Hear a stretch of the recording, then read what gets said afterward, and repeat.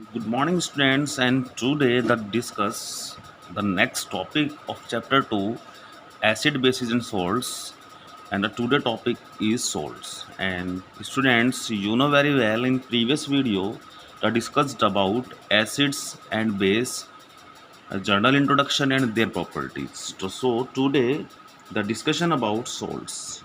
Students, salts are very important in our daily life, and salts are play very important role in our body for the various reaction, and salts are also involved in the reaction mechanism and breakdown of the complex substances in our body. Student, जो हमारे salts होते हैं, जैसे कि common salt है, जैसे कि जिसे स्टूडेंट हम नॉर्मल लैंग्वेज में नमक बोलते हैं, कॉमन सोल्ट जिसे हम कहते हैं।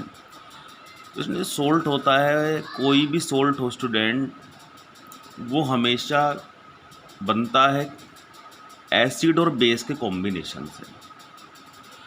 क्वेश्चन ये आपने देखा भी है न्यूट्रलाइजेशन रिएक्शन में कि when an acid react with base to form salt and water, this is known as neutralization reaction.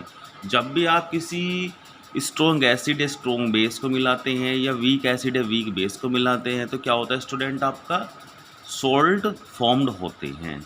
तो salts are the chemical substance which formed by the combination of acids and bases. Example: NaCl, KCl, KNO3, K2SO4, AlCl3 and lot of them.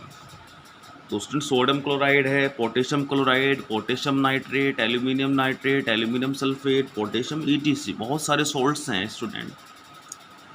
तो salt formation होता है student कैसे, an acid react with base to form salt and water. Example में reaction देख लेते हैं, NaOH plus HCl to form NaCl and water, to form NaCl and water. तो OH and H to form water and Na combined with Na is positive and Cl is negative combined with each other to form NaCl, sodium chloride, and this is also known as common salt and normally used in the daily food items, and it play very important role in our daily life for various reaction mechanism and various metabolism.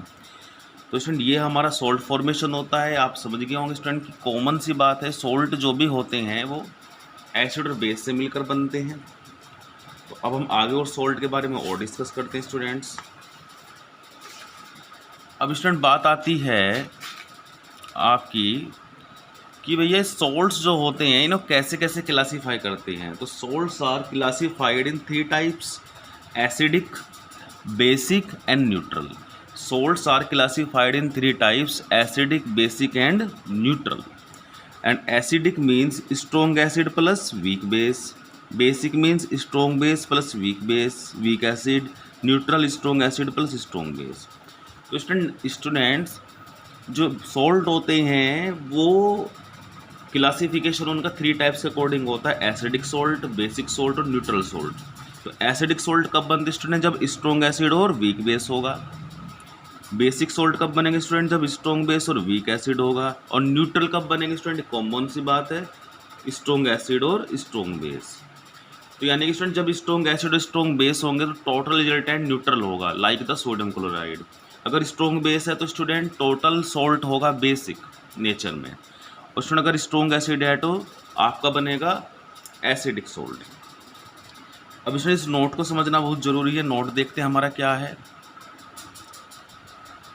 Strong acid कौन कौन से होते हैं, तो student total there are 3 strong acid: HCl hydrochloric acid, H2SO4 sulphuric acid and HNO3 nitric acid.